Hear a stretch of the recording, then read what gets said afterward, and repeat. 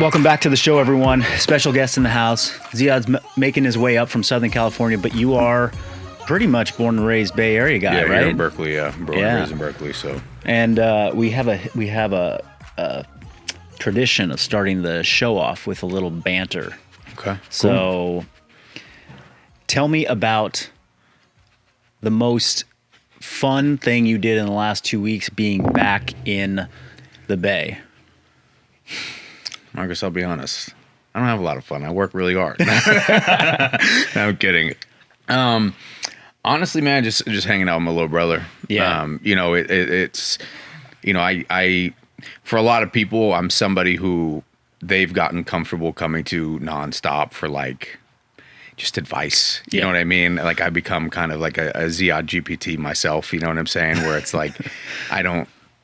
Even with my close friends, you know what I mean? It's like there's always this narrative of like they want me to kind of chime in on whatever they're doing or their life or their circumstance or, and so, and I am always in work mode. It's hard for me to disconnect from it.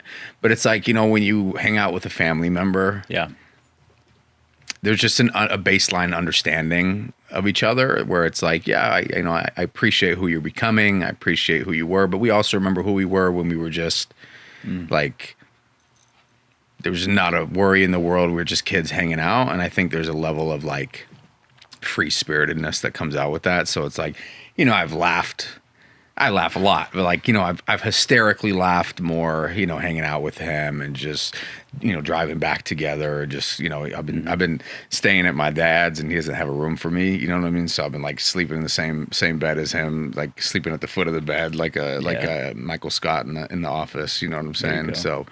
Honestly, and he's about, what, 10 years younger than you? He's 11 years younger than me, so he's 19. So that's like another aspect of it, right? Is like there's a little bit of a level of immaturity, right? He's 19, he's not, he's an adult. He's a very, very, mature guy, but like there's still a level of I'm 19. I'm 19. Yeah. Okay. Where it's like, like I said, because he's my brother, right? I'm comfortable. I'm able to allow myself to kind of fall back into that part of, that innocent part of myself and just like really enjoy that. We've spent the last a good amount of time over the last 2 weeks.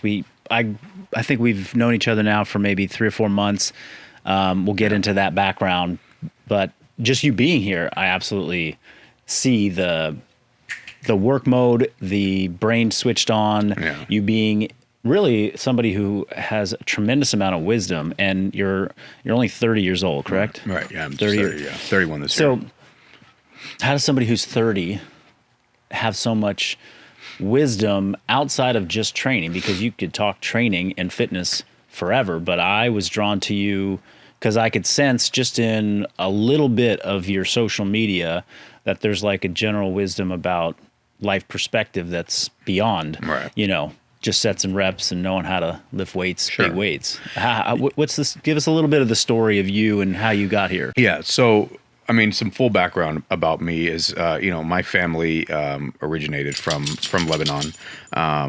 My mom's side of the family had actually a very successful orchard out in Palestine way back in the day, and they would, they were very, very well off. My grandfather built the University of Lebanon out in he was the contractor that the government hired to build the University of Lebanon. So back in the day, my mom was very well off, like crazy, now because of the economy crash, it's nothing, but then my dad was a soldier for his entire life, so my mom moved here when she was 19 because she had gone to the grocery store for 20 minutes. And in that 20-minute time period, her apartment complex got bombed to the ground. And she was like, fuck this. Wow. I'm out. So she had an uncle who actually lived in Marin County. And she came here and moved here and devoted her life to activism and kind of fighting the fight from a safe place, which...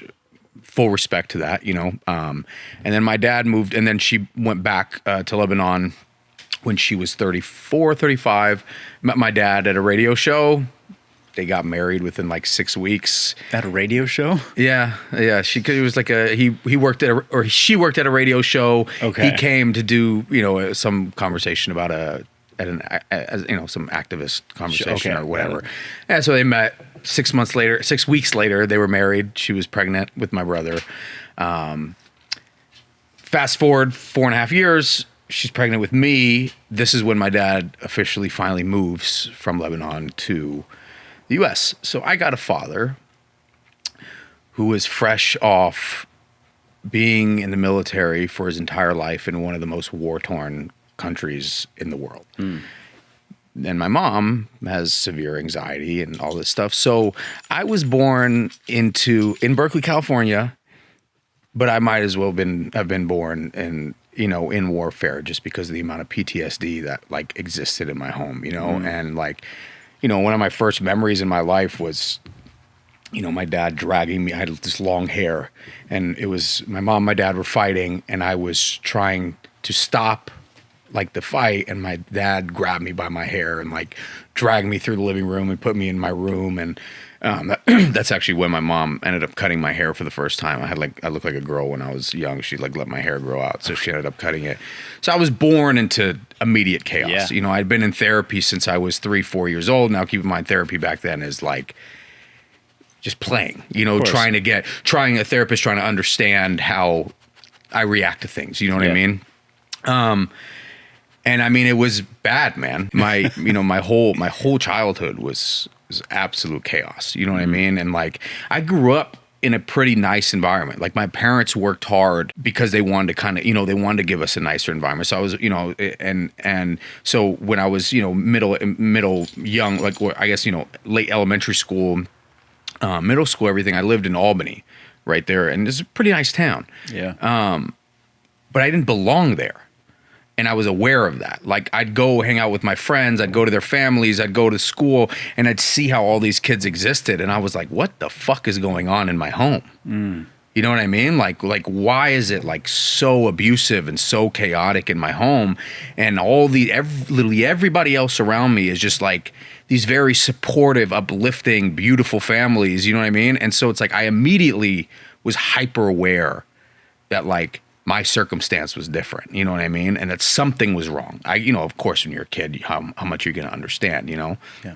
My dad used to joke that at 6 years old, if I could have had a mortgage and a family, I would have had it. Like that's how like much I wanted to have control over my thought and how much I wanted to have control over my situation because I just knew something was wrong. And I think I from an early age, I didn't like the fact that like I didn't understand, you know what I mean? Like I felt unsafe not understanding, and unfortunately, man, it just got worse, right? Because I understood that I was lesser than the people around me at a very young age, and I pretty much felt as if I didn't deserve as much as other people because hell, if I did, why do I have less, right?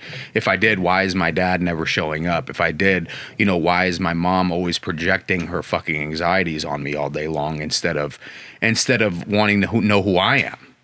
Instead of wanting to understand that maybe I'm not like every other kid and maybe I shouldn't be treated like every other kid, Yeah. This is how generational like traumas get passed down. Just right. Like this is it. She wanted me to be scared too. She wanted me to hide and run away too, right? Because at the end of the day, I'm not saying my mom made the right choice running to America to get away from that shit. You know what I mean? Yeah. But at the end of the day, she kept fighting that fight. And it's like, wait, you were fighting it from a very safe place. Sure. You know what I mean? You were taking, I'm not saying I want my mom to go get blown up, you know what I mean? But in the end of the day, it's like, you played the strong game from a very safe distance where you couldn't be harmed, And I think she wanted me to be the same way, where she wanted me to care. She wanted me to have empathy. She wanted me to have compassion. But most of all, she just wanted me to be safe. Yeah. And in the end of the day, when it comes to making a big change, sometimes you can't play it safe. You know what I mean? Sometimes you have to stick your neck out there and risk getting your head chopped off if you really, really want to make a change, And so unfortunately, man, there was a lot of addiction around me. Two of my aunties passed away because of drug addiction. My dad everybody around me, there was a lot of drugs, a lot of coping mechanisms that existed around me. And so unfortunately at a very, very young age, I smoked weed the first time in my life when I was 9 years old. I ended up being out on the street and been involved with some really bad things by the age of 11, 12 years old, and by 14 myself, I had become addicted to a lot of different substances, and dropped out of school at 14 years old. I got expelled initially and then went to a continuation school, stopped going there, then stopped going to school completely. It was bad. I was headed in a very wrong direction. And I guess you could say God bless my mom's anxiety, but she ended up sending me to what's called Second Nature out in Utah. So I don't know if you've ever heard of those programs where they have giant Samoan guys come and kidnap you from your bed at 4 in the morning. No. Yeah. All right. Yeah. So I've heard a lot about them. I've never met anybody that's I spent 3 years in that system, man. Wow.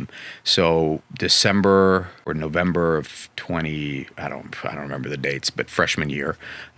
They picked me up from my house. They flew me out to the Utah desert.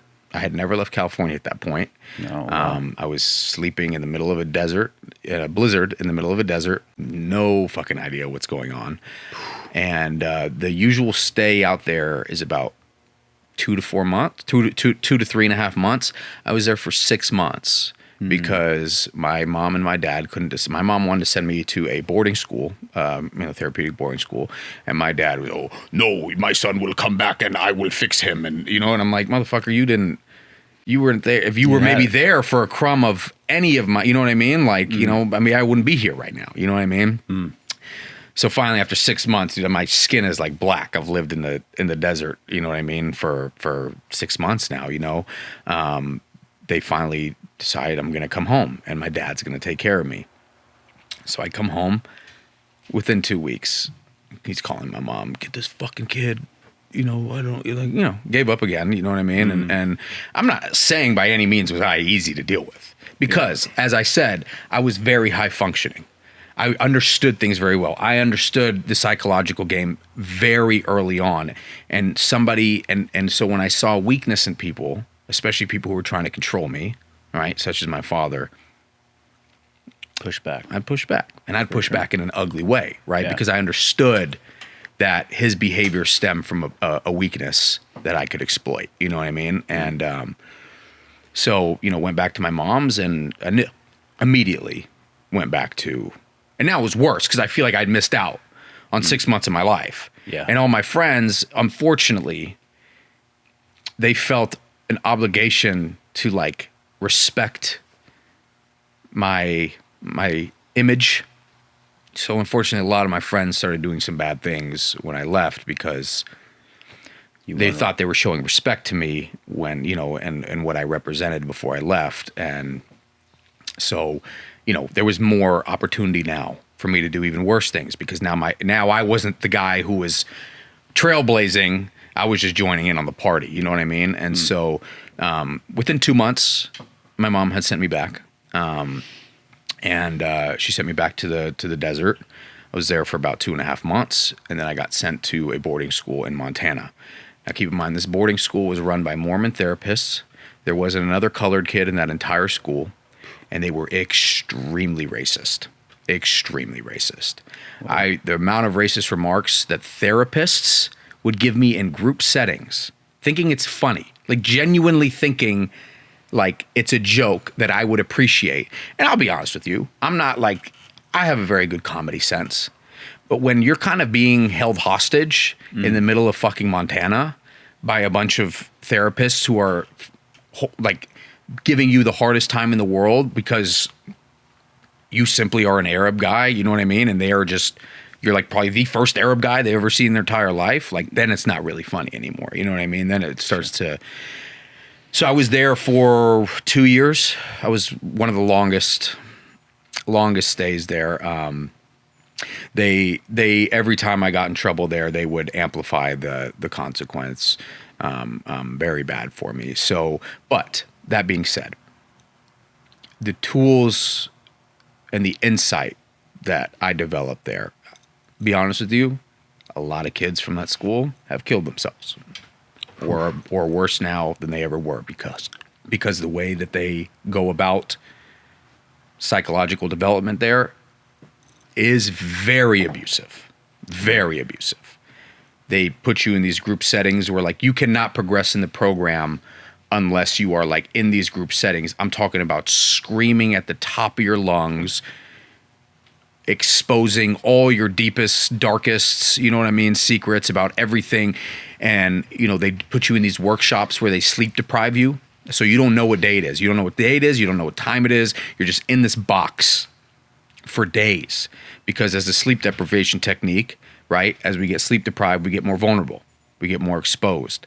And then they'll put us through these like really intensive exercises where you break down. You're crippled because of the sleep deprivation, and so they kind of exploit that to get you to get raw. Now, as a 14-year-old, fucked up. Super fucked up.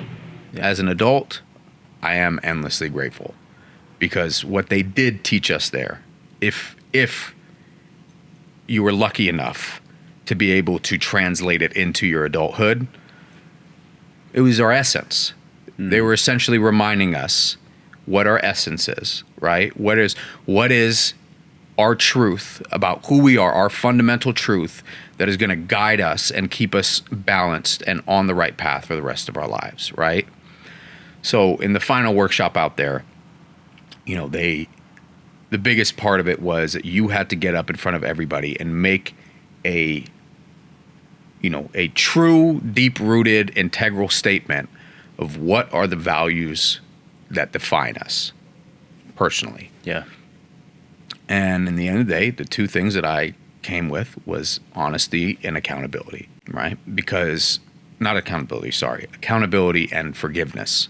Those are the two things that I had said that define who I am. Because in the end of the day, anybody who knows me knows I'll give people a bajillion chances, including myself.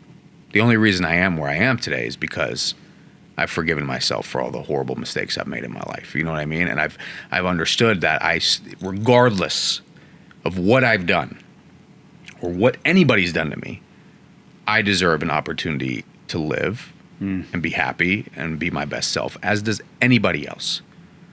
And yeah, somebody might stab me in the back 100 times, but on the off chance that 101st time that I forgive them, they shift and they actually become a better person for the rest of their lives, because they finally saw for themselves what they were doing and everything like that.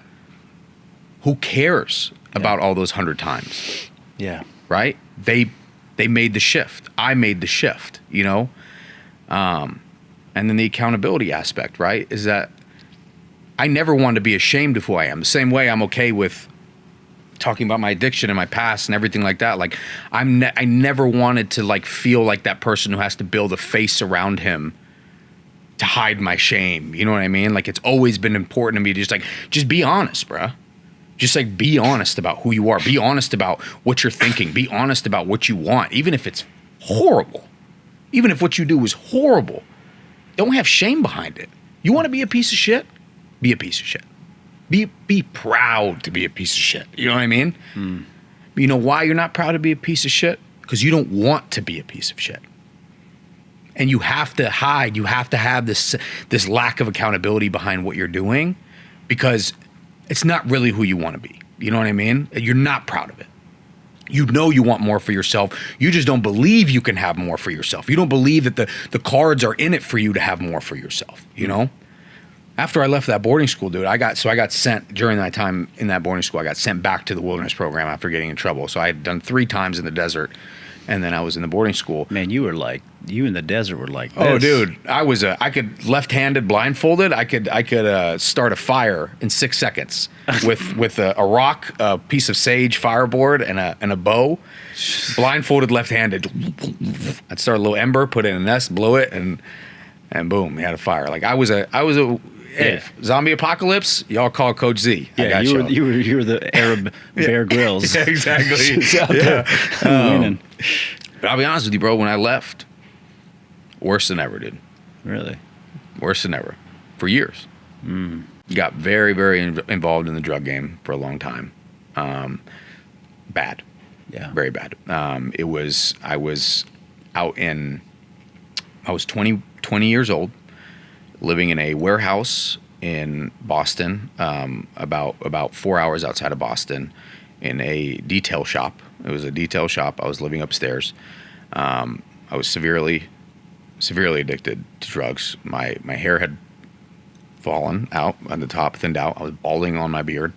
I was overweight, very sick, in a very bad position. I mean, this is 4 years after I'd gotten out of boarding school, 3 years after I'd gotten out of boarding school. It was very bad. I'd dropped out of college twice. There's a million stories I could tell you about those 3 years of my life, very bad. And I'd called my mom and I said, can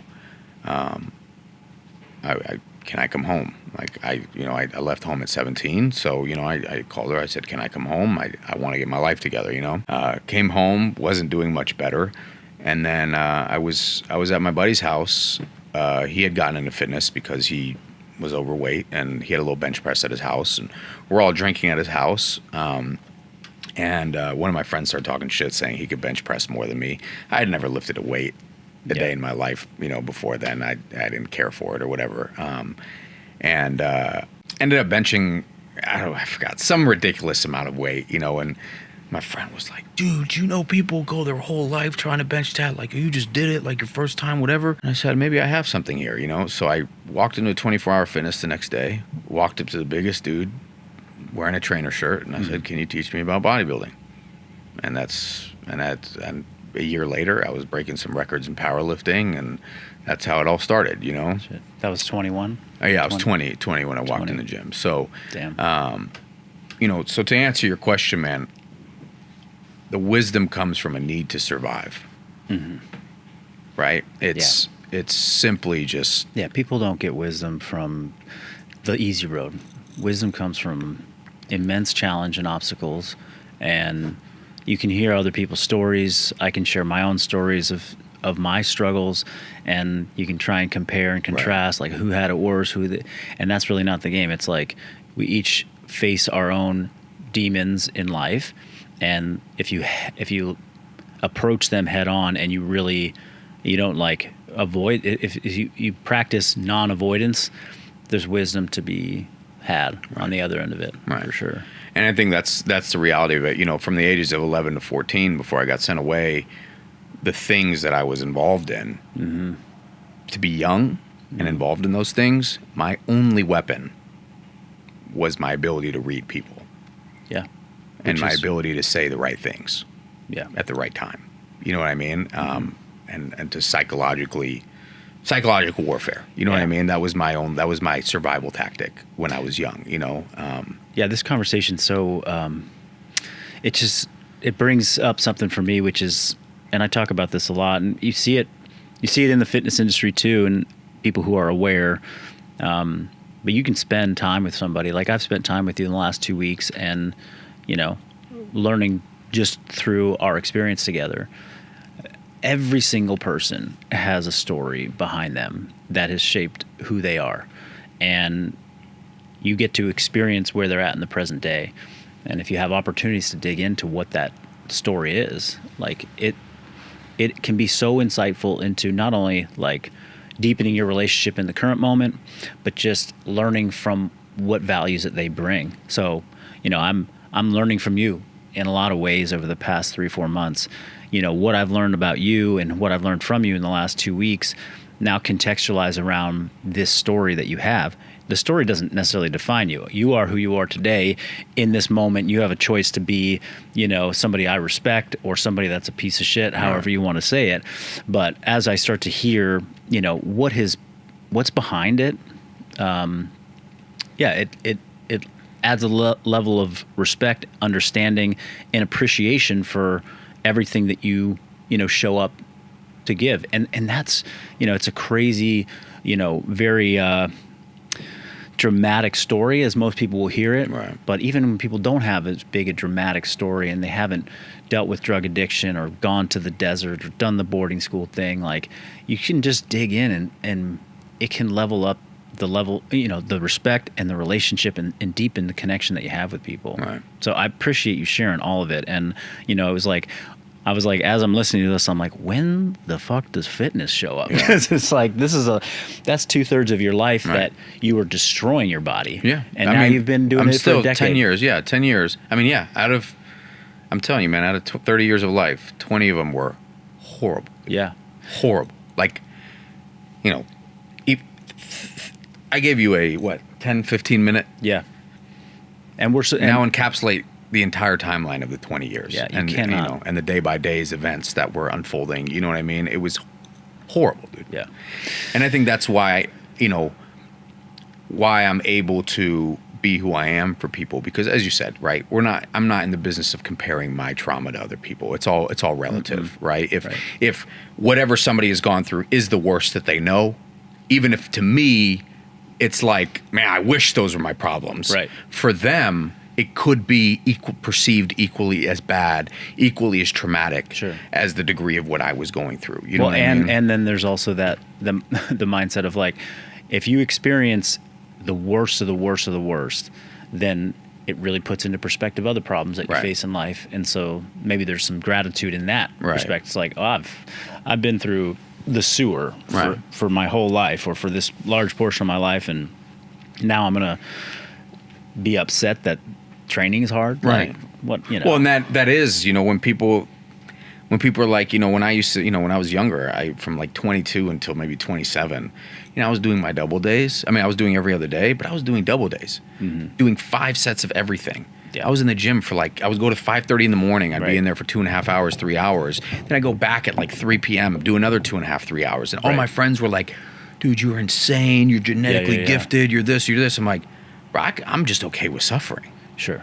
Yeah. So that's actually my next thing is like, I want to get into understanding a bit of the athlete journey that you took from 20 until, what even current day, how your past informed that. Right. And just maybe let's just start there. Like, who are some of the role models or people that you learned from, and what do those early years of you getting into bodybuilding and powerlifting look like? Yeah. So, I mean, I'll be honest with you. Like I said, I didn't care about fitness. You know what I mean? Like I never cared about it. I didn't like, I wasn't reading muscle magazines and, I watching YouTube and idolizing anybody.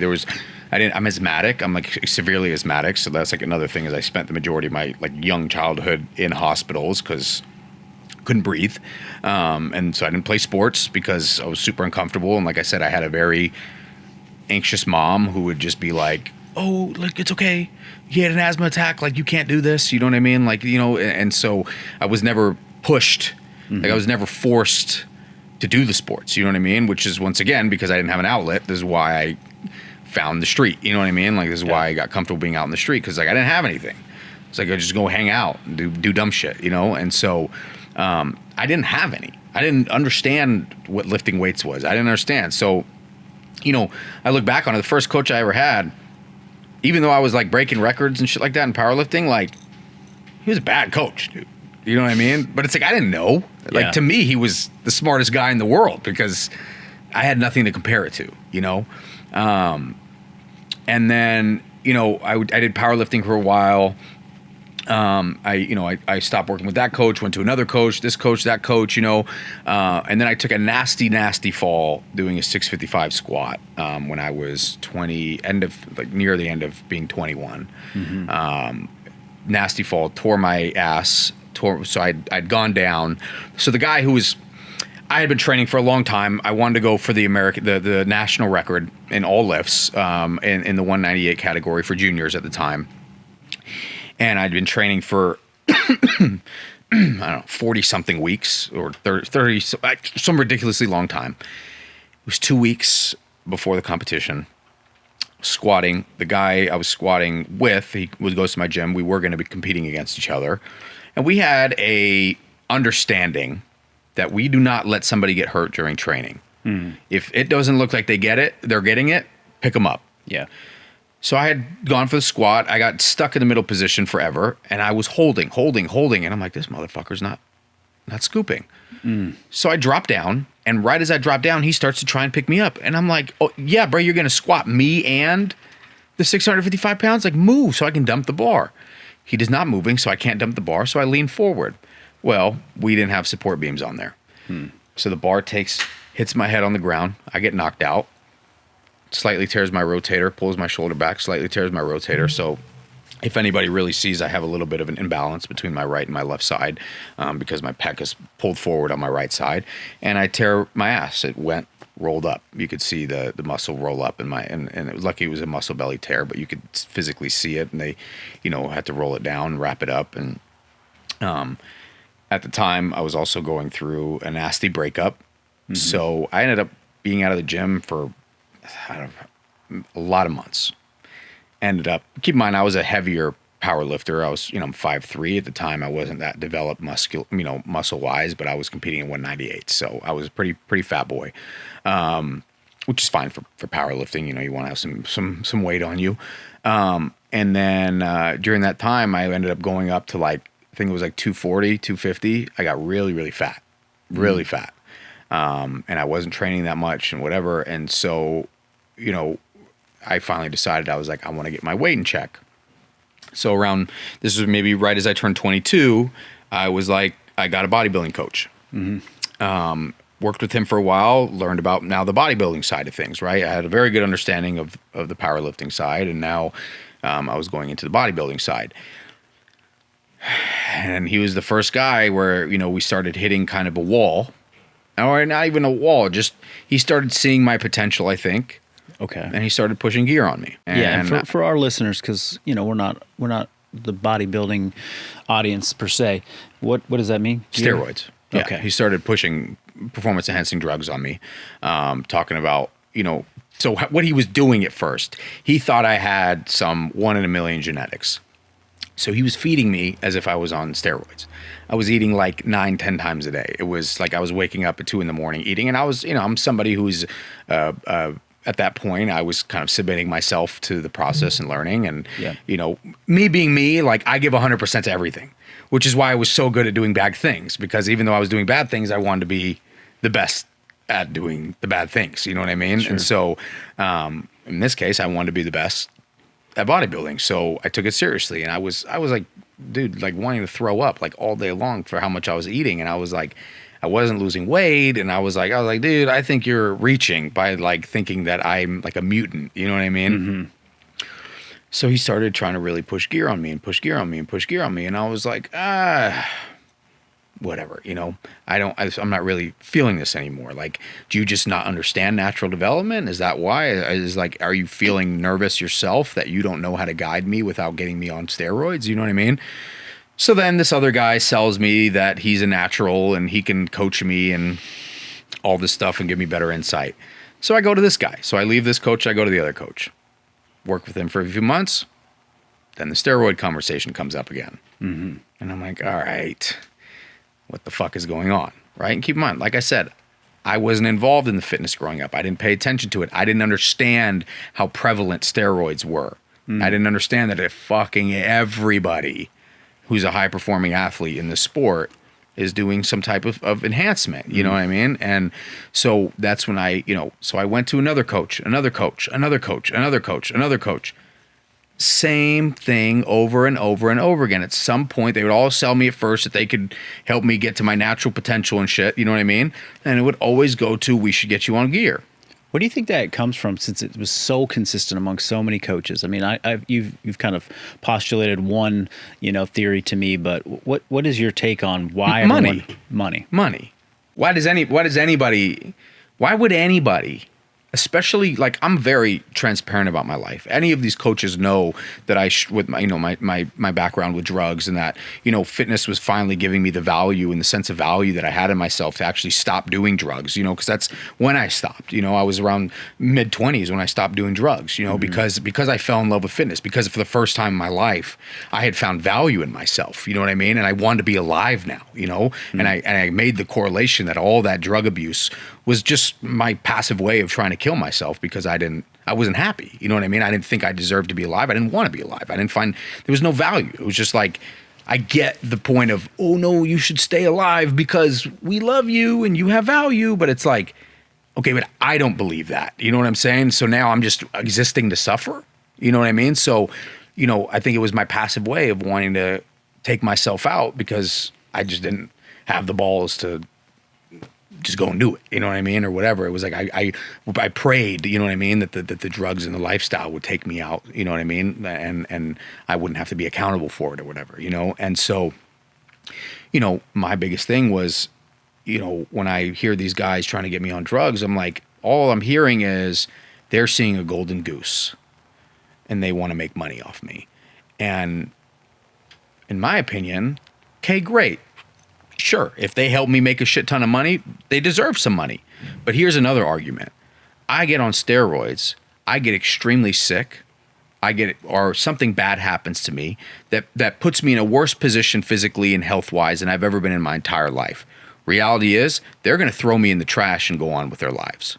So either they make money off, either it goes well, and I make a bunch of money and they make a bunch of money and we're all happy, or it goes south, they throw me in the trash, go on with their lives, they still have their health, they still have everything, and I'm left in the gutter again. And I don't think I'd crawl out that time. You know what I'm saying? Especially if I was handicapped to some capacity, you know? And they weren't going to play me. I've been a hustler my whole life. You know what I mean? I could smell somebody trying to make a quick buck from a mile away, you know? And so, it was just kind of whenever that conversation came up, I saw that their values didn't align with my values, that they didn't truly understand me. Because if they did, they would understand that my desire to stay natural was far beyond my desire to be a bodybuilder. And yeah. It was about my health. It was about my integrity. It was about valuing myself, you know? So at some point you did find a coach that fit you.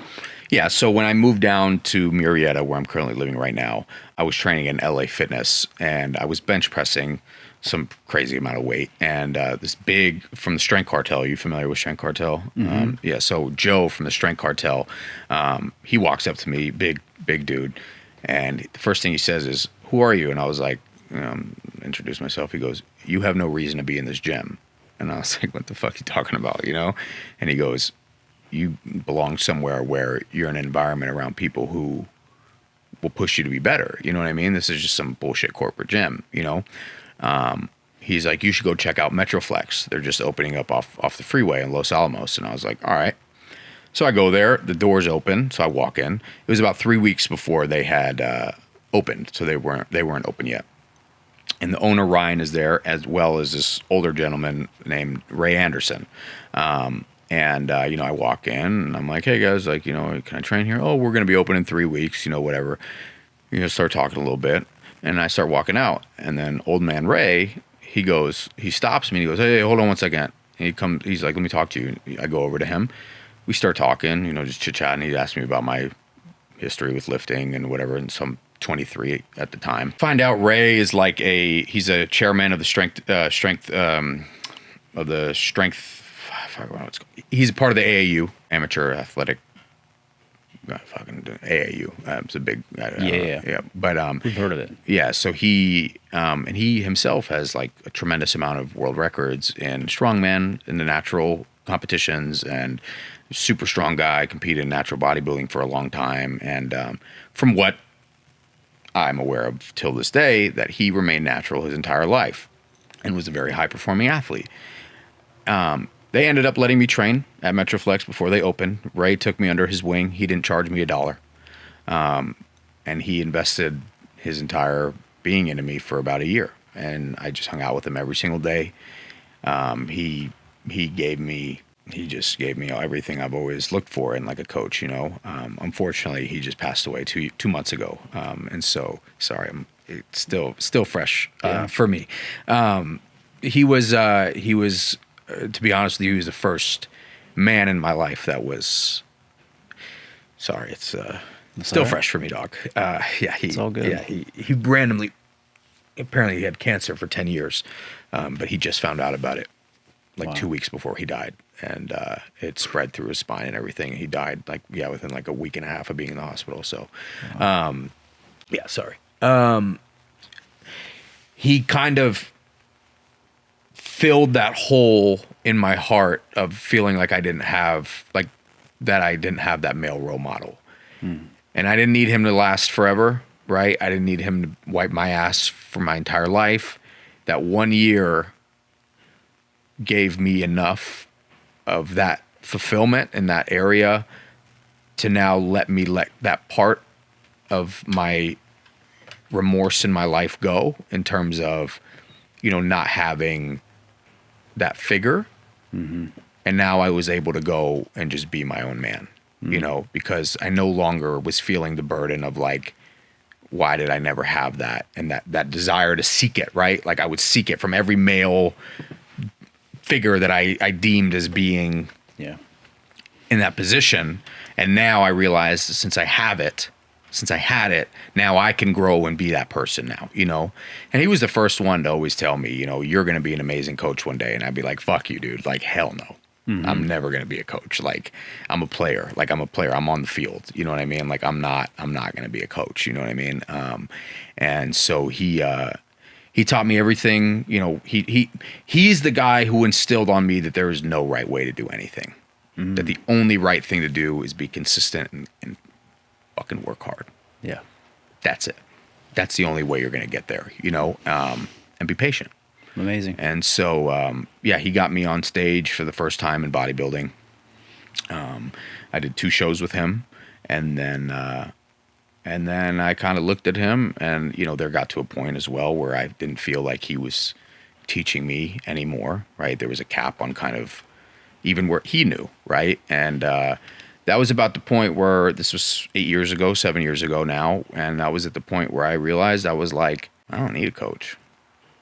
I know I'm a brilliant person, and I'm very perceptive. I'm very, I'm very intuitive. I'm going to know myself and what I need better than anybody's going to know, because I'm inside myself. You know what I mean? And that's when I started coaching myself, and I kind of took bits and pieces from every coach that I benefited from, you know what I mean? And I formulated my style of my power building every other day style of training, and that's what I've been doing for 8 years. And I mean, you see I'm a very big guy for a natural. What's interesting about that is, and now we can dive into a bit of your training philosophies and what you've really developed in that pursuit over the last 7 years. But it's interesting, that was actually when you became a coach. It was like, you were a player, you were doing bodybuilding, powerlifting, you were still in the game, and you now had to start really switching to thinking through the lens of a coach while you're being an athlete. Right. And it's like, I'm never going to be a coach. I'm going to be a player the whole time. But the moment you don't have someone guiding you, you end up becoming that for yourself, and you learn through that process. Right. And then that informs what you're going to do later on as you coach other people, because you're putting yourself through the struggles. You're putting yourself into every circumstance that all these clients in some form or another go up against. It's, I've hit a plateau. I'm feeling a pain. I'm not seeing the result that I want. I have to figure out how to manipulate what I'm doing around my lifestyle, around changes that are happening, around new relationships, around, a new job, a new career that's starting to, pop off, new social media. It's like, okay, all of these things everyone faces in some respect. And as a coach, it's like, I got to keep working hard, and I got to keep doing it consistently. How do I change the plan so I can keep doing that while life is evolving, while my chronological age is, going up, and all the things that come with that. And so it's like, you started that at 23, 24 years old. You were like suddenly having to answer those questions for yourself on a daily basis. Yeah. And then as you answer them for yourself, you see other people running into obstacles. You're like, I know what you're doing wrong. I see what you're doing wrong. Oh, that's an interesting situation. How would I do that? And like, it's just in your head. And then eventually the day comes where somebody says like, hey, I want to pay you to do this for me. And you're like, oh, this is I've been doing this for the last however many years. Yeah, I can figure this out with you. Sure. And that ramps up the speed of your evolution as a thinking, fitness coach, right? And I think that's where my philosophy and my frustration almost with like how, the new science-based era is, where it's so black and white. It's like, dude, coaching yourself for 7 to 8 years, you learn better than anybody else that every day looks different. Yeah, it's a lot of gray. It's just gray all the time. Every day looks different. Yeah. To be so black and white about what is wrong, what is right is insane. Yeah, totally. If I would have just been like super robotic about everything, I would have never gotten to where I would have given up. You know what I mean? I would have not gotten to where I got to, maybe hopped on gear because I didn't see the results. It was my ability to bend and weave and flow with the wind, you know what I mean? Yeah. That allowed me to continue to progress, because it became we need to be perceptive about what we're experiencing today and what's the best way to execute today and stay on track, regardless of what's going on, you know? Yeah. Okay. Well, these are more of the interesting conversation points to me. I thought maybe we would talk specifically about your training methodologies, but honestly, if anybody wants to know more about your training methodologies, just go follow you on social media, join your newsletter. You'll learn all about it. You know, there's some really unique stuff in there, but as we know, there's no one perfect way to do anything. So, you know, you can learn a lot and apply it to your life. But what I'm curious about more is with, you know, the last 10 years that you've gotten into fitness, I started fitness 25 years ago. So I started hitting the gym when I was 15. I'm 40 now. I did the Muscle magazine. I did the bodybuilding.com. I was on T Nation for years in the early days. There was no YouTube. There was no social media. There was nothing. You came up in the fitness world when social media was already kind of going. I mean, Instagram was a thing. YouTube was getting bigger. There's been YouTubers going on.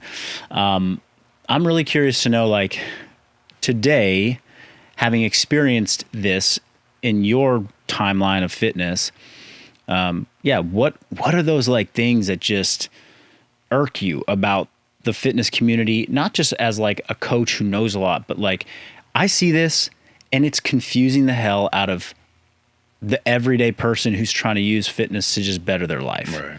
What are some of those areas that really, really get you? I mean, my biggest thing, man, is like people out there are minimizing the importance. And I know that this isn't, and even me saying, about to say this right now, I know this isn't a hot take, or it is. I guess, I don't know if a hot take is a bad thing, but it's not what people want to hear.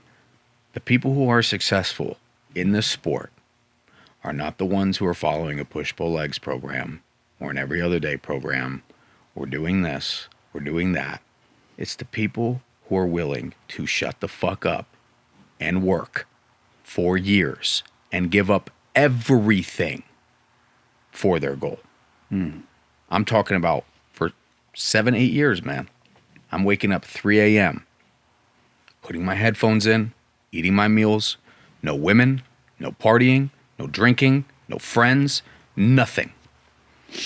Gym, eating, sleep, study. That's it. Day after day after day after day. And when I go to the gym, I'm not, per the paper, I stimulated my fibers properly. No, I'm not walking out of there until I can't move my arms. I can't move my legs. Is it the best way to train? I don't know. If I would have done anything else, I might not be who I am today in this space. I might not look who I am. I might not be performing the way that I am. Yeah. All that I know is, and I've had clients where guess who the ones that were the best clients and the most successful clients? The ones who were willing to shut the fuck up and work their ass off. Yeah. I call it like, it's like a culture of box checking. And there's a huge amount of social media coaches, influencers that like to propose that if we just check these boxes of exercise selection, proper technique, you know, talking about RIR or RPE as like this thing that we can actually, you know, measure with some level of accuracy, which most people cannot. It's like if you check these boxes, you're good. Check your protein box, check this box, check that box. And to a certain degree, having structure like that is really powerful for people, because if they're coming from, I know nothing, it's like, well, here's a set of things that will help you move in the right direction. But above all of that is not just like check boxes, but it's bringing a level of intensity or bringing a level of like focus and grit and determination that every single person that you admire, whether it be in sport, business, or some other aspect of life that you really think is special, if they've achieved a level of success that you would put on the you know, level of greatness that you aspire to be like, they have gone through really hard times and chapters that you never have seen that look dirty and gross and just working like till they're exhausted. And that has to be first, Right, before you start layering on all these box checking things. Because if you know how to work hard, if you know how to really push yourself, then I can add structure in by saying, hey, this might be more optimal than that. Right. This might be more optimal right. than that. Let's nurture that intensity that you already innately have for yourself, right? Yeah. And you see that a lot. It's like when I know early on my coaches that were helping me in CrossFit, they would say like they want an athlete that has like, I think they termed it as like low perception. Just like the athlete that just shows up is just like, just tell me what to do. Not like, well, I'm not, this is this, and I'm not feeling this. And it's like, okay, that's a category of athlete that's probably not going to be great. They could be good. But the person who just shows up is like, what do I do, coach? Okay, you want me to go die right now? Okay, I'll go do that. Yeah. All right. Oh, you want me to go die on this? I'll go do that. Like and if you start there, find that drive, that intensity, that focus, where you're willing to just push your limits, then you can layer on a lot of the... Well, I agree. So for me, for instance, I was always like that as well. When I would hire somebody to coach me, I am paying them to control what the hell I'm doing. I am not going to argue it. I might ask questions, like clarifying questions, but I'm not going to argue it. You want me to go do this? I'm going to go do this exactly how you told me to. But I'm also going to think about why I'm doing it. Yeah. I'm also going to take a second and understand why I'm doing it and pay attention to if it is benefiting me or not. I'm not just going to be like, this person is my oxygen tank. You know what I mean? And without him, I can't breathe on my own. No. They're just, I'm breathing. I'm my oxygen tank. They just have a guiding line on me. You know what I mean? And that's what allowed me to absorb the information, because I wasn't just doing what they were telling me. I was understanding why they were telling. I was doing it so I can see for myself the benefits of it. Right? When somebody hires me and I ask them to do every other day, and they're like, oh, well, I really like training 6 days a week. First thing I say is, well, you've been training 6 days a week. Yeah. And you're not getting the goals you want, which is why you're reaching out to hire a coach. Sure. So what's the number one thing we should do first? Change what you've been doing and see if there's another option for you out there. If it doesn't work better for you, we'll throw it in the trash. Yeah. But you will not know what you need to improve on if you do not change what you have already been doing that is not giving you the results that you want. And so what I think, when it comes to my biggest ick, right, is that when you talk about check boxes and we think about why does that culture exist right now? Well, here's the reality. 99.99999% of the world will never beat what's considered an elite level athlete in the sport of, let's just simplify it, bodybuilding. Never will happen. Genetics, work ethic, care, right? Some people just simply don't want to be the biggest dude in the world. They just want to look good and live a nice balanced life. So then it becomes, well, if 99.999% of the market doesn't want to become elite or will not become elite, then as a business owner, do I pander to the 0.00001%? Or do I pander to the 99.9999%? Well, as a business owner yourself, me being a business owner, me being the smart move would be to pander to the 99.999%. That's where the money's at. So now it becomes, it doesn't matter what you tell them because they're going to stay average anyways, right? All we need to do is get them in the gym. All we need to do is get them on a structured program. All we need to do is get them checking boxes, because checking boxes enough will have them healthy, looking good, feeling happy, and feeling as though they are making strides. So now it becomes, we don't have to actually sell the truth behind what it takes to become elite. We just have to make it sound like our definitives are the best sounding definitives. Yeah, there you go. So we back them by science, we back them by research, right? It's like any any supplement out there you want to sell. What do? If I just went and made a supplement, was like, hey, this is my supplement. I think it's really good. Buy it. Then the next guy's like, hey, here's my supplement. I have 16 pages of literature. We've tested it. We've shown how bioavailable it is and how much the body actually metabolizes it and all this stuff. It could be the same supplement. Which one are you going to buy? Right. The one that's backed by science.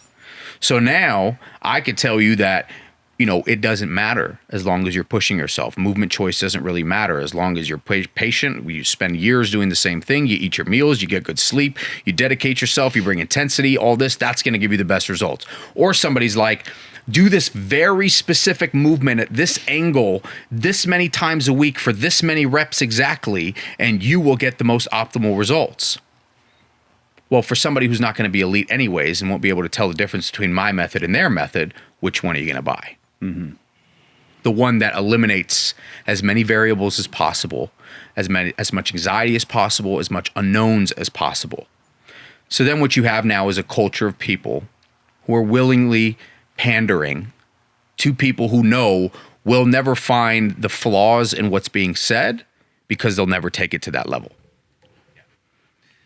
Yeah, I mean, it is and now we're talking like fitness industry, business, and coaching, and optimal methods, all in the same conversation. Because as somebody who's also running a fitness business, and I want to impact the most people possible, so there's how do I get somebody in the door? How do I then provide them enough structure that they see and feel those early wins? And then how do I over time teach them, hey, this is what really matters. This is where you want to focus your energy. And it's interesting because, and I'm sure you've seen these memes, but it's like this bell curve where it's like on the low end of the bell curve where you're just getting started, it's like just 3 sets of 10, work your ass off. And then the middle of the bell curve is as you start to learn more, you start to get flooded with all this information, you're kind of in that middle zone where a lot of people sit, where it's like, got to do the right science-based exercise, got to do this, got to check this box. And just like, there's so much input and you're trying to optimize everything. And then as you evolve even further, you come back down the back slope of that bell curve and you're like, 3 sets of 10, work your ass off, and it's like the middle is where a lot of people are sitting. Right. And that is what the fitness industry is all kind of like looking to try and gain market share of. How do I speak to this big population? And I play the game.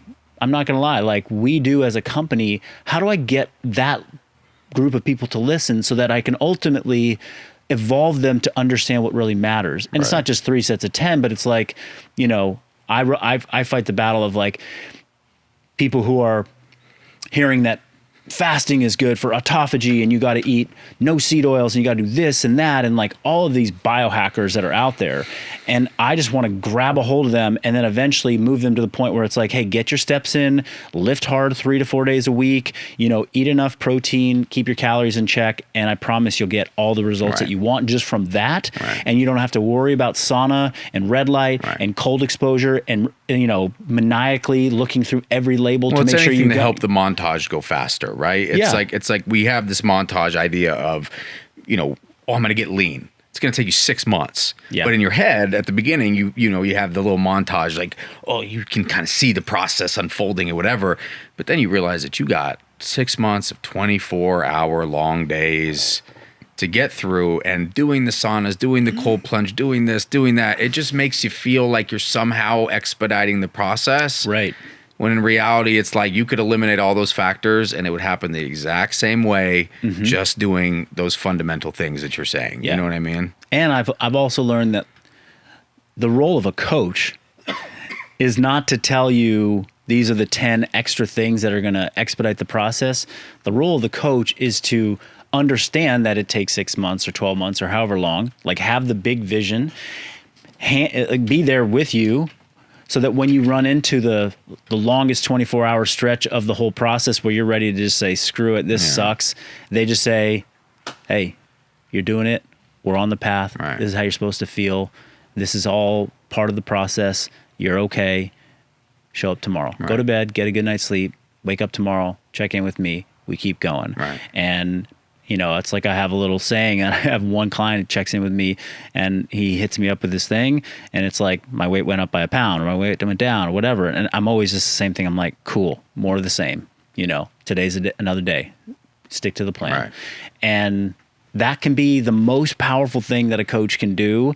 Probably more so than, hey, I found the right exercise to unlock the, you know. Yeah, keep it exciting, keep them manipulated, right? Yeah, I get it. Yeah, I get it. And you know what? It's like keeping things fresh and exciting is sometimes the tool that you got to play to keep people playing the game, right, and in the game. I mean, that's what I'm pretty sure I told this to you as well when we took we did our intake call together. You know, is that like I'm not somebody who's going to, you know, change anything that I don't think I need to change just to keep you on board. Mm-hmm. My goal as an educator, right, and not even as a coach, just simply as an educator, is that if in 2 or 3 months somebody hits me up and they're like, hey man, like I really appreciate everything you've taught me, kind of feel like you've shown me and given me all your philosophies and given me everything that you understand, and I understand it now, and I feel like there's really no reason for me to pay you anymore. Like I feel like I can go take it and do it on my own now. I'm not going to stop that person. That's a win for me. Yeah. I just gave this person a tool. Yeah. I'm no longer a crutch for them. You know, a coach is always a crutch in the beginning. Right. But I've turned now myself as being a crutch into a tool that they now have, that they feel confident enough that they can go and do. I mean, if they want to, like, you know, you continue to work with me, and I love that because, you know, as you develop and as you get closer and closer, your goals, because, you know, in truth is to see the benefit of a program takes some time. You know what I mean? Sure. It takes some time. So it's like, you know, I'd prefer somebody to stay with me for the long term, because once they, you know, have been doing it for enough months and things start really, really changing, like, of course there's going to have to be some adaptation or some adjustments that need to be made, you know? But in the end of the day, if somebody feels like they can go and take that in their own hands because I've imparted enough wisdom onto them and they've really like absorbed it, that's a win for me. Yeah, and I'm sure that was probably it was Ray, right? Your former coach. It's like at the end of a year, I'm going to go off and coach myself. That's my point. Yeah. I mean, I'm sure he saw you in your physical development over the next 6-7 years, and he's so proud. It's like, oh, I gave him something, a foundation to go and build off of, and look what he's done with it. I just had a client that I messaged with this morning, and, you know, he just popped into my head. He stopped working with me 6 months ago. We did 6 months, and, you know, he put on a bunch of muscle and was proud, and then he stopped. And part of me was like, oh, damn, we just got started. Like, we got more, but all right, yeah, you go do your thing. And he checked in with me and just sent me some progress photos as of today. And he's like, I've been maintaining it. I've built a little bit more muscle. Like, he's still crushing it. And I'm just like, great. That's what you want. Like, you know, like, money's nice, dude. We all need it. We all need money.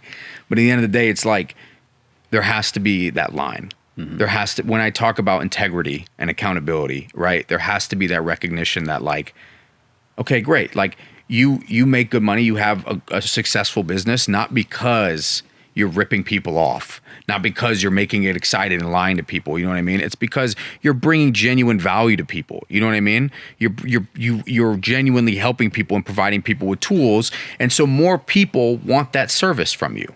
You know, you genuinely care to be a good coach.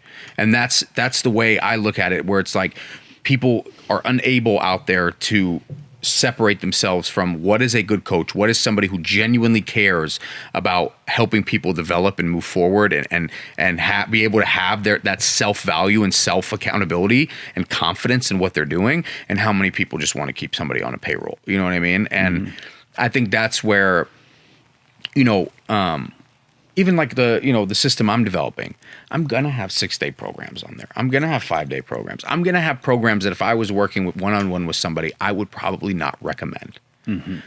Not because I'm trying to rip people off, but because I also understand that there's some people out there who don't want to be bodybuilders. They simply want to be in the gym 6 days a week. They want to they want to be constructive.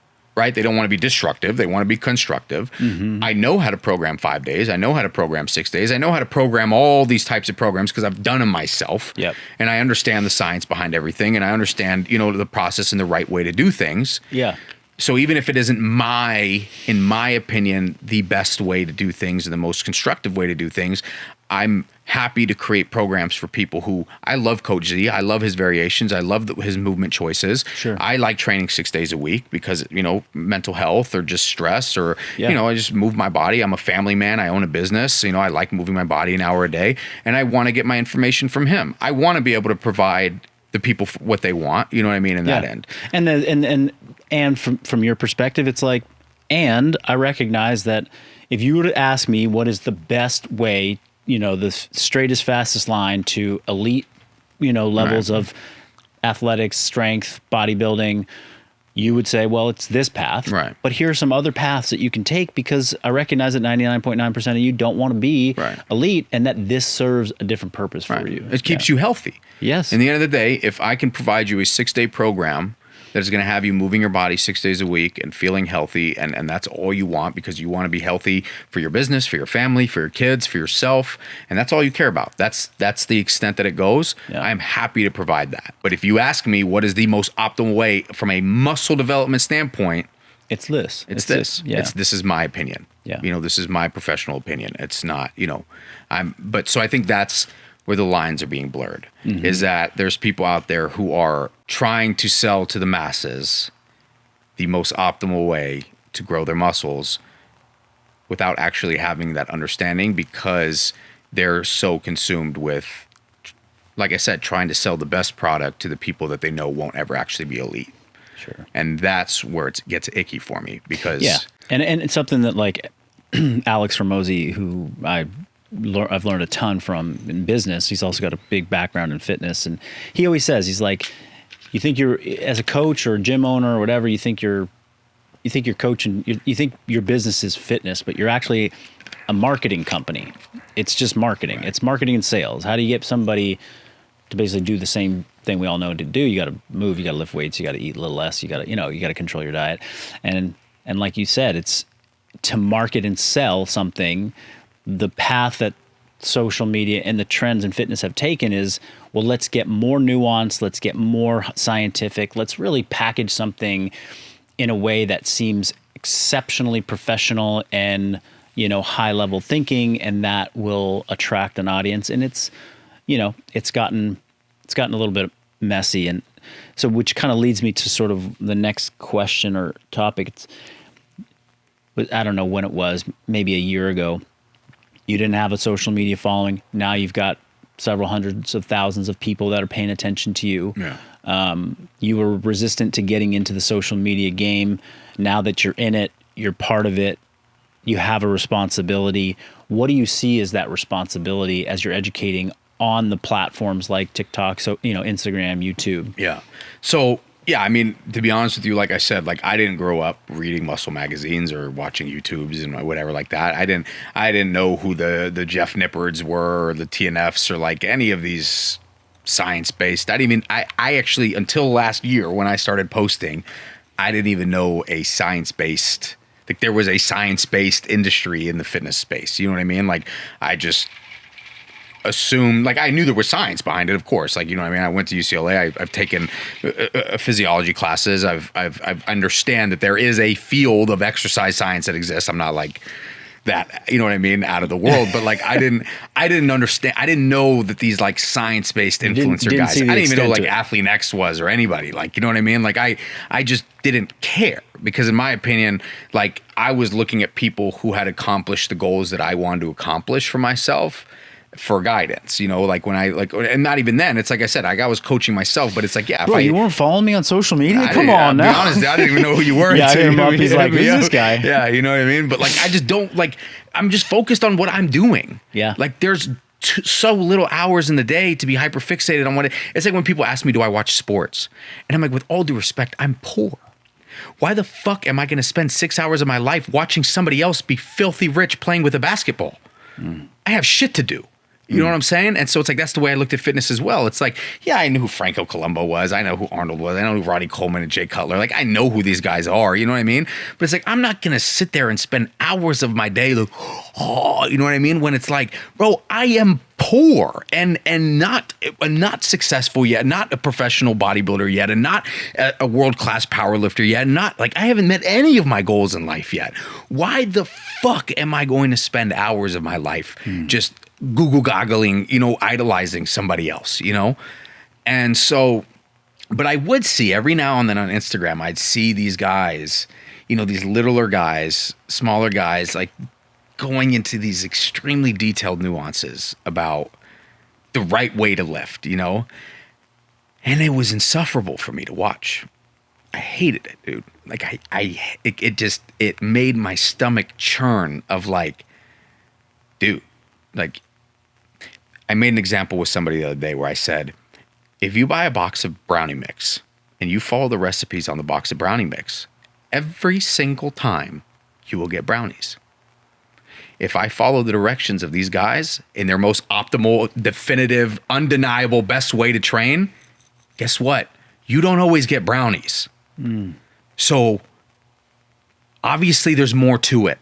Obviously it's not so black and white. You know what I mean? Obviously it's like, it's not that definitive, And so I just didn't want to be one of those guys. Everybody in my community was like, you have to get on social media, dude. Like you bring so much value to all of us, like for years, you have to get on social, start posting. And it's like, I'd post, but it'd be like little funny skits or just like, just lifting weights, or it wasn't anything more than that, because it was just like, I didn't want to be one of those guys because I didn't like those guys.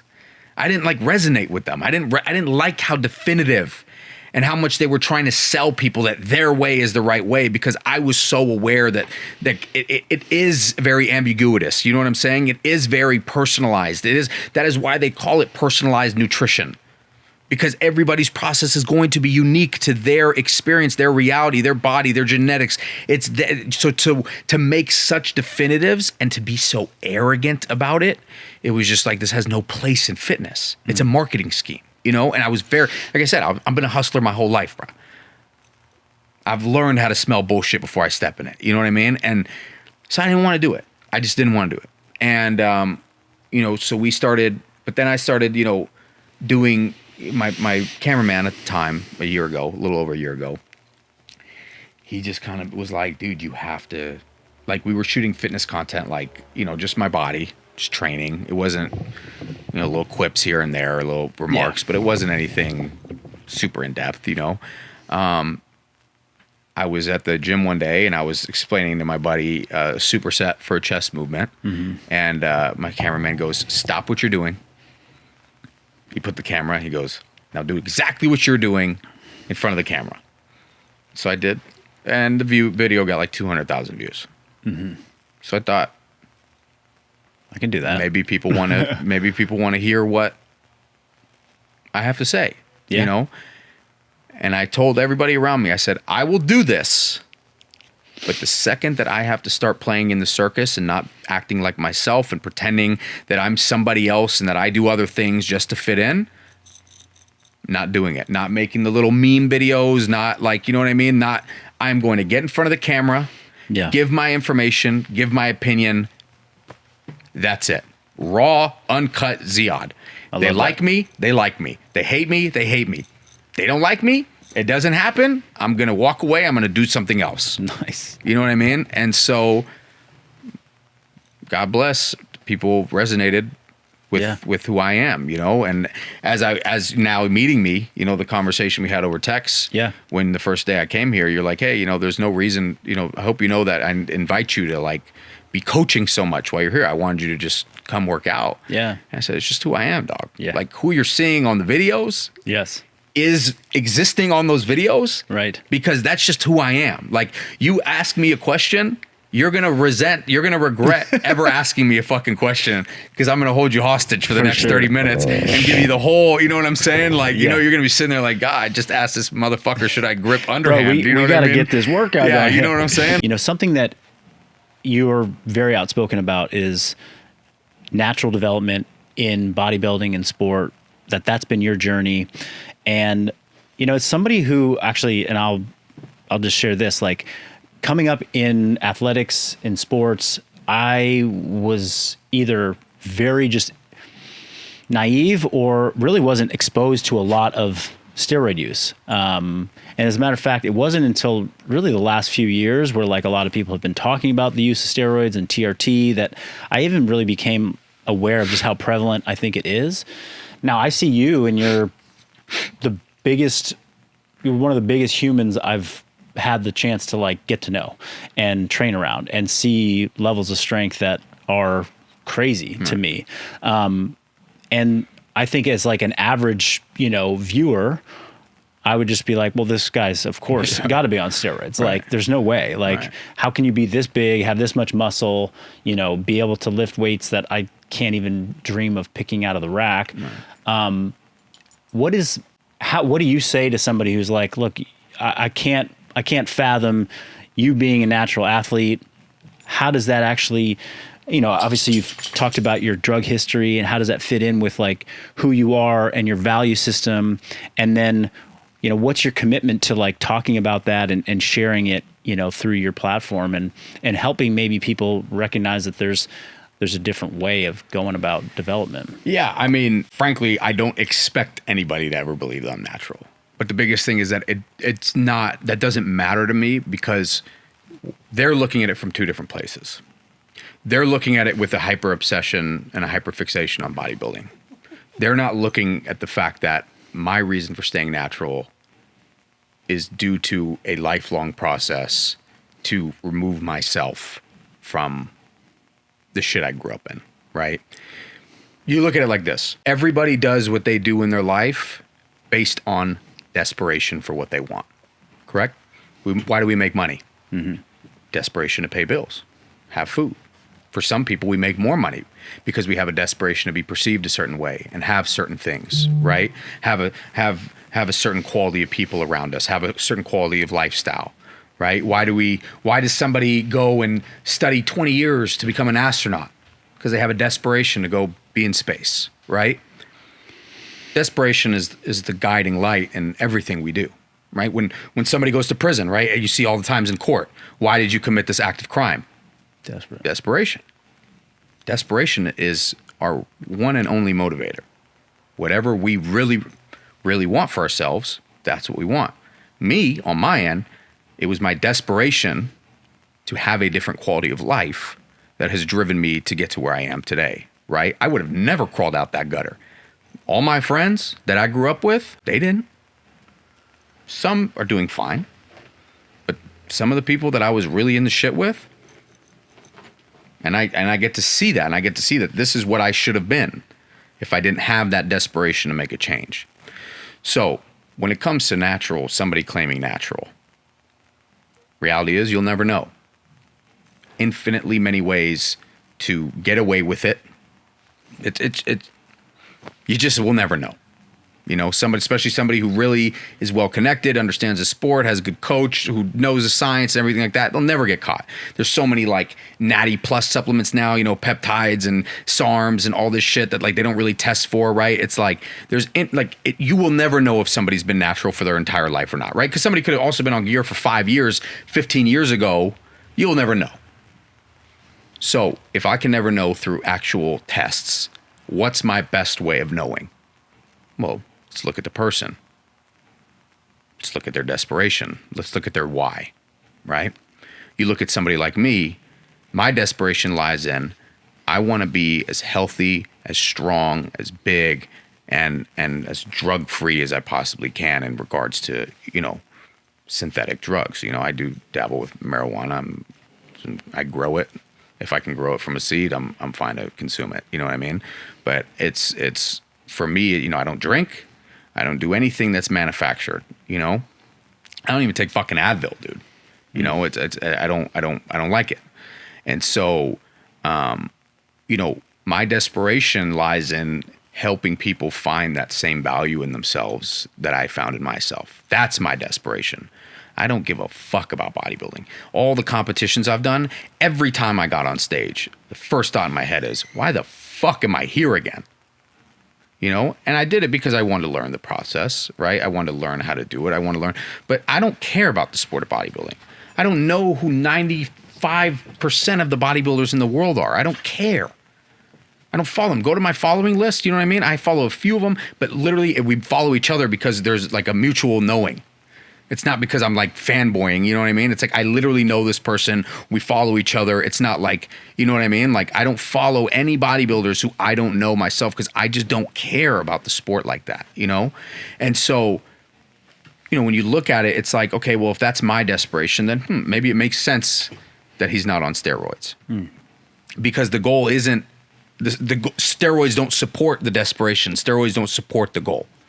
But then you look at somebody who claims natural, and their whole page is glorifying bodybuilding. They're like a newscaster for bodybuilding. Like they're, you know, you just know that this person just fucking loves bodybuilding so much, and their desperation lies in existing in that industry and existing in that sport.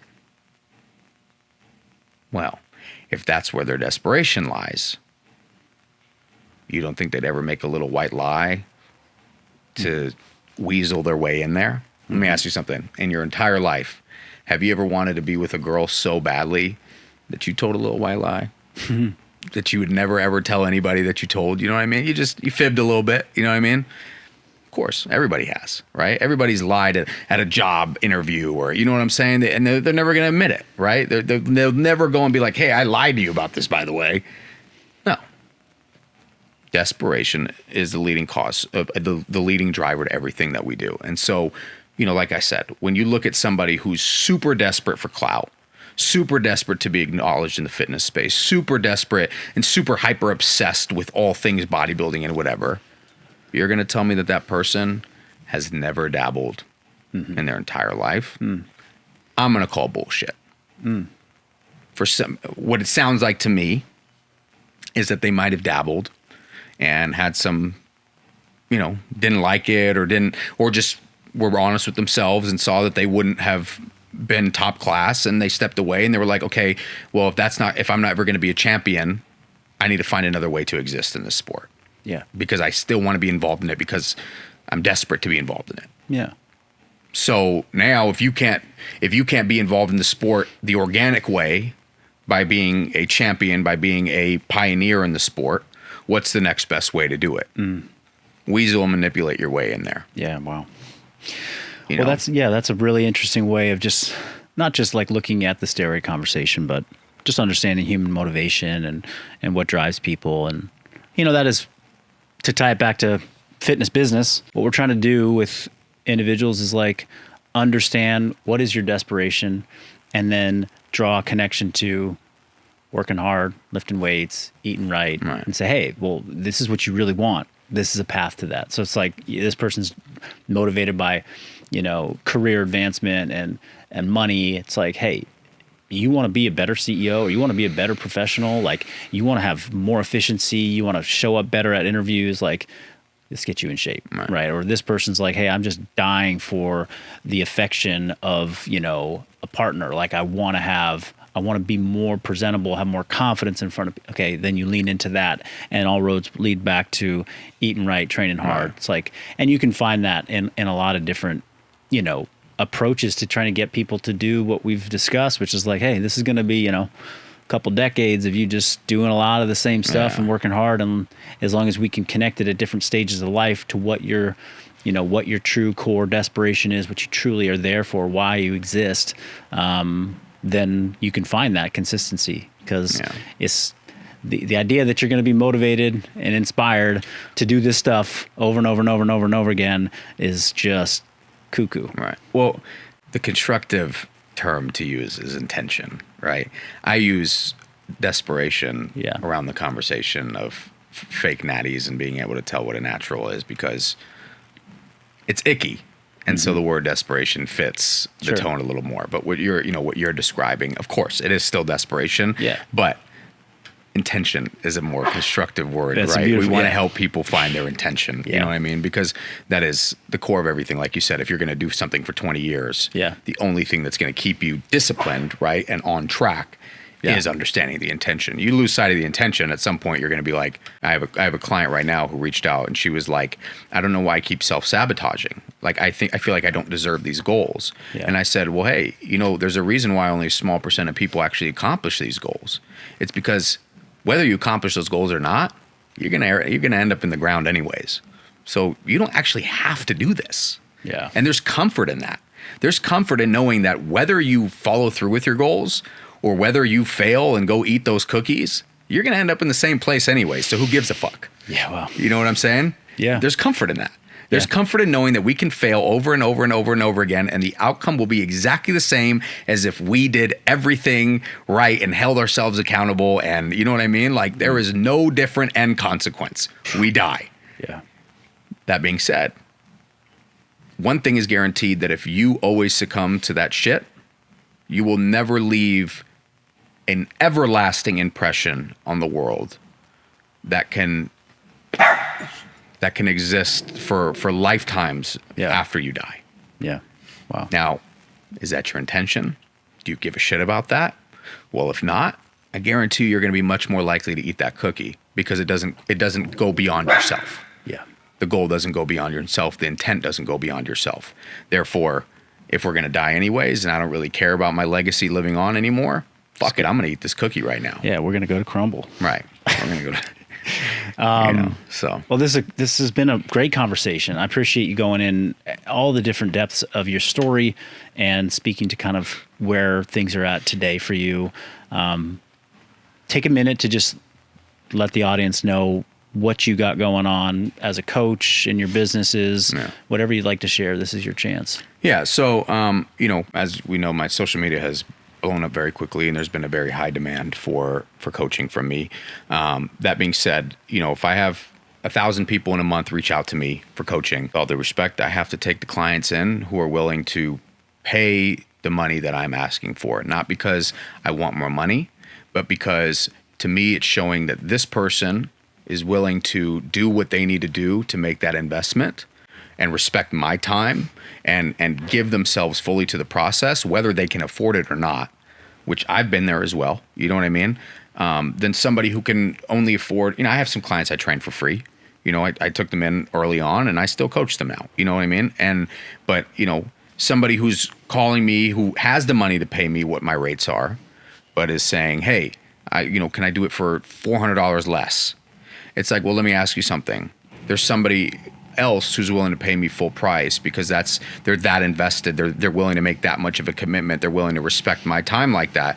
Why would I choose the person who wants to already start the process trying to cheat and take shortcuts than the person who's willing to, this is what they want. They're reaching out to me because they want my process. This is what I'm deeming the process is worth. You know what I mean? And they're willing to go into it 100%. Why would I tell no to that person and yes to the person already trying to take a shortcut, Now, I understand some people physically can't pay for it, right? I get it. But that being said, I'm one person. I can't take on 1,000 clients a month for $5 a month. As a coach yourself, it would be physically impossible for me. And no one's going to get a good product. No one's going to get a good product, right? So I've put in a lot of money. I put in a lot of time developing a system where I will now be able to provide coaching for everyone. They'll get their personalized meal plans, personalized workouts, instructional videos, a community center for other people to talk to each other and, build a community with each other. There would be like a point system, you know what I mean? Like that'll reward people for showing up and doing what they need to do. It's going to be super, super affordable. I think everybody on planet Earth will be able to afford it. It's going to be everything that they would receive coaching from me for a very cheap price. And I think it'll be available for everybody to be able to use. So that's going to come out in roughly June. Awesome. So I'm super, super excited for that. Yeah. And so where, aside from social media, how can people keep up with what you're doing? Yeah. So if anybody goes to my Instagram or Facebook and clicks the Hubi link, it says Hubi. You click that. There is the top box on that website is a email list. And if you sign up for the email list, I will be sending out newsletters, multiple newsletters a week. We actually have our first one coming out in 2 days, and it's really fun. This is going to come out already, so it's going to be whatever, but it's going to be about how should you change your training when you go on a cut, and the answer is you don't. You keep the expenditure the same, and you just adjust the calories because you understand that your maintenance is dependent on what your current expenditure is. Yeah. And therefore, if you know what your maintenance is based on your current expenditure, don't change what you're doing. Don't change what you're doing, because then you're going to create too deep of a deficit.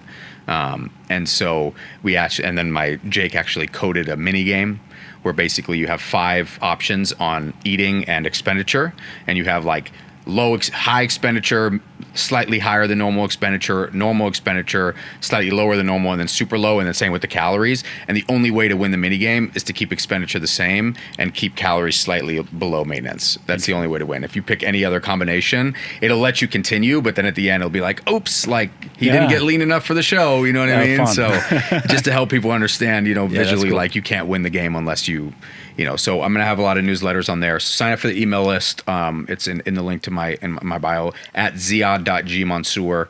I don't know if you can like put that on the show notes. On the screen. We can. And then I'll also be doing like private seminars and stuff like that for people on that email list. And then on that email list, if you are on it, 10 people from that email list will receive free lifetime coaching with my new coaching system. 100 others will get it for 50% off.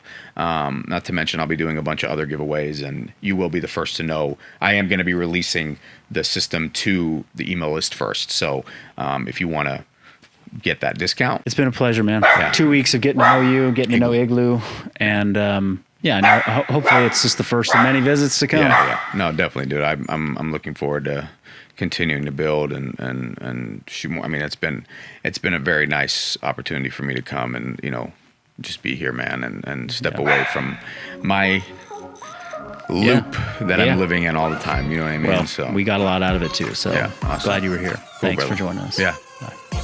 All right, y'all. Catch you on the next one.